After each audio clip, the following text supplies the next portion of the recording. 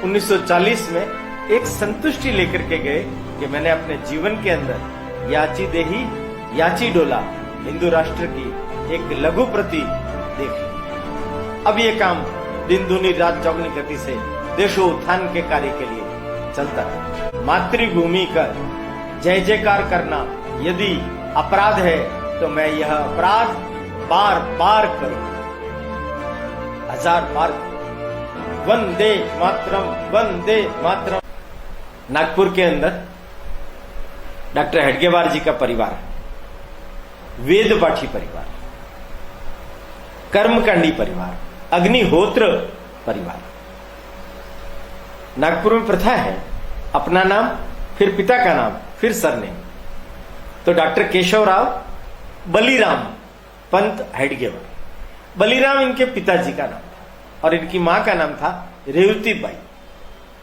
ये मूलतः आंध्र प्रदेश के निजामाबाद जिला, उसकी कंदकुर्ती गांव, वहां से आए हुए थे तेलंग ब्राह्मण।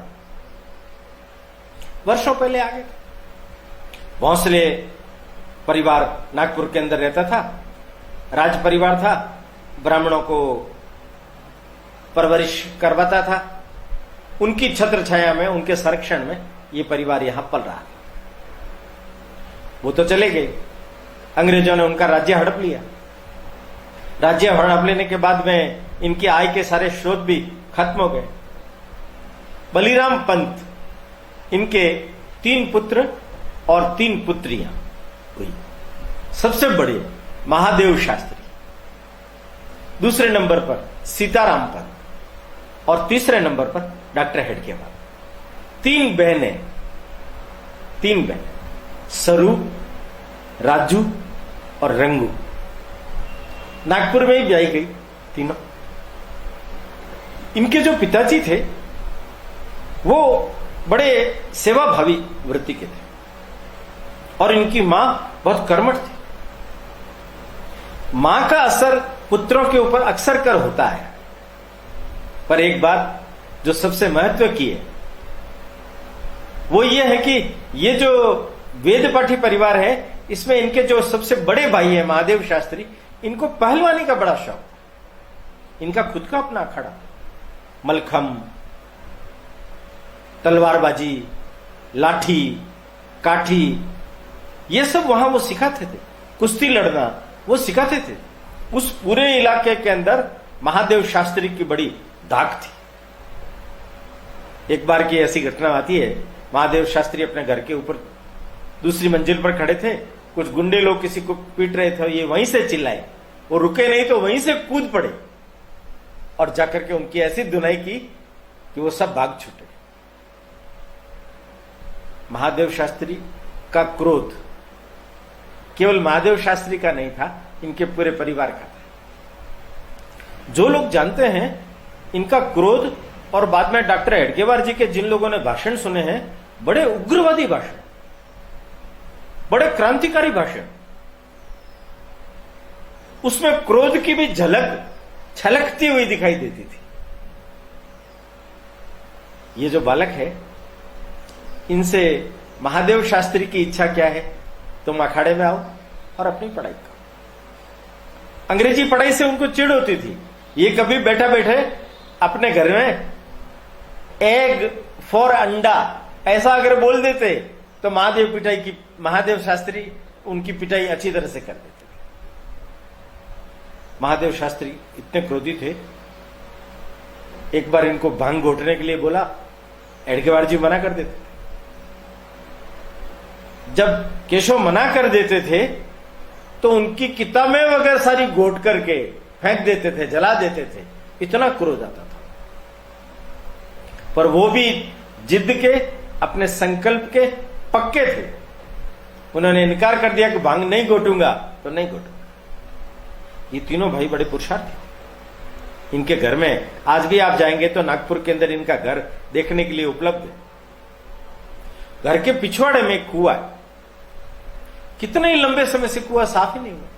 घर वाले अनुमति देंगे नहीं, तो तीनों भाइयों ने निश्चय किया, घर के लिए सवेरे उपयोग में आने लायक पानी निकाल करके रख दिया, और तीनों भाई रात भर के अंदर पानी उलीच उलीच करके निकाला, पूरे कुएं को साफ कर दिया और वापस पानी ला करके उसको भर दिया। सवेरे तक सारा काम संपन्न कर दिया। मैंने काम करने की क्षमता, असाध्य से असंभव से लगने वाले कार्य को भी चुटकी बजाते हुए भी पूरा कर लेना, ये वृत्ति डॉक्टर हेडगेवार जी में अपने भाई के कारण से आई। उन्होंने तैरना भी सिखाया। 3 बड़ी महत्वपूर्ण घटनाएं हैं उनके जीवन की, बचपन की। वो घटनाएं इस बात को दिग्दर्शित करती है कि ये जो बालक है वो जन्मजात देशभक्त था। पहली घटना, अब आप देखिए 89 में जन्म हुआ है और 97 की घटना है। महारानी विक्टोरिया, अंग्रेजों की महारानी विक्टोरिया, उसके राज्य को 60 साल पूरे हो गए थे। 60वां राज्यारोहण पूरे देश भर में बड़े धूमधाम से मनाया जाने लगा। स्कूलों में मिठाइयां बांटी गई। इस बालक की आयु 8 वर्ष है। 8 वर्ष के बालक की समझ कितनी होती है आप सब जानते हैं। मिठाई के प्रति बच्चों को कितना जबरदस्त आकर्षण होता है यह भी आप सब जानते हैं। पर इस बालक ने जो काम किया वो उल्लेखनीय। इसने उस मिठाई के दोने को लिया और नाली के अंदर फेंक, मुंह लटका के घर आ गया। घर में 2-4 लोग बैठे हुए थे। बड़े भाई शास्त्री जी ने पूछा, अरे भाई आज मुंह क्यों लटका के रखा है? आज तो तुम्हें स्कूल में मिठाई मिली होगी ना। उन्होंने कहा वो मिठाई नहीं, विष की पुड़िया है। एक विदेशी राज्य की जो हमारे ऊपर शासन कर रहा है, जिसने हमारे भौसलों को राज्य से विहीन कर दिया है, उनकी खुशी में शरीक होकर के उनको मान्यता देना, मिठाई खाना एक समान। मैं वो मिठाई नहीं खाऊं। कमाल करते हो भाई, ऐसा भी कोई होता है क्या? तुम्हारे मिठाई नहीं खाने से कौन सा राज्य वापस आ जाएगा? उनका राज्य वापस आए चाहे मत आए, पर ऐसे राज्य को मान्यता देना यह कदापि संभव नहीं। मैंने देशभक्ति का भाव उस बालक के मन में 8 वर्ष की उम्र में दिग्दर्शित हो रहा है। और 1901 में एडवर्ड सप्तम फिर जब राजा बने तो उनका राज्यारोहण पूरे देश भर में मनाया जाने लगा। नागपुर का एम्प्रेस मिल, उनके मालिकों ने आतिशबाजी का बड़ा भव्य कार्यक्रम रखा। नागपुर के लोग वहां देखने के लिए जा रहे थे। केशव को कहा, अरे केशव तुम नहीं चल रहे हो क्या? इसने कहा, विदेशी के राज्यारोहण की खुशी मनाना अपने देश के साथ में विश्वासघात करना। आप सोचिए, ये 10-12 साल का लड़का, 10-12 साल का लड़का क्या कर रहा है, क्या कह रहा है? दुर्देव पीछा कर रहे थे। हर महापुरुष को गरीबी की छत्र छाया में ऊपर वाले पर पूरा विश्वास रखते हुए आगे बढ़ना पड़ता है। नागपुर के अंदर उस समय में बड़ा भयंकर प्लेग फैला। ऐसा कहते हैं 1 लाख की आबादी वाले नागपुर में प्रतिदिन 300 लोग प्लेग के शिकार होते।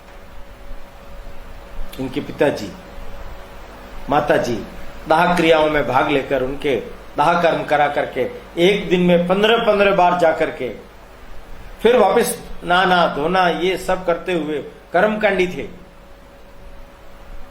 स्पर्श कर गया प्लेग इन दोनों को। एक ही दिन इनकी जो बड़े दामाद थे विंचुरे जी, उनके घर में बलिराम हेडगेवार जी बाहर बरामदे में और अंदर कमरे में रेवती बाई केशव की मां, दोनों ने एक साथ प्राण त्यागा। 12 वर्ष की उम्र रही होगी, 12-13 वर्ष की उम्र। एक ही चिता पर दोनों को जलाया गया। माता पिता का साया केशव के सिर के ऊपर से उठ गया। महादेव शास्त्री, वो तो भांग घोटने में, अखड़ा चलाने में, क्रोध करने में ही समय जाता था। सीताराम पंत इंदौर चले गए वेद पाठी अध्ययन के लिए। ये ऐसे तैसे गरीबी में भूखे प्यासे अपना जीवन बिताने लगे।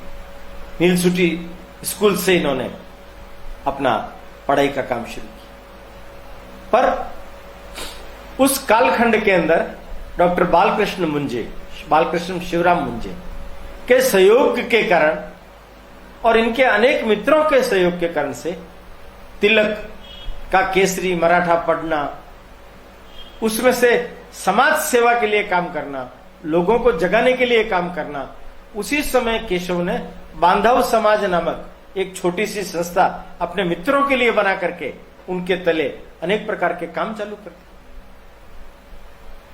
13-14 साल की उम्र है।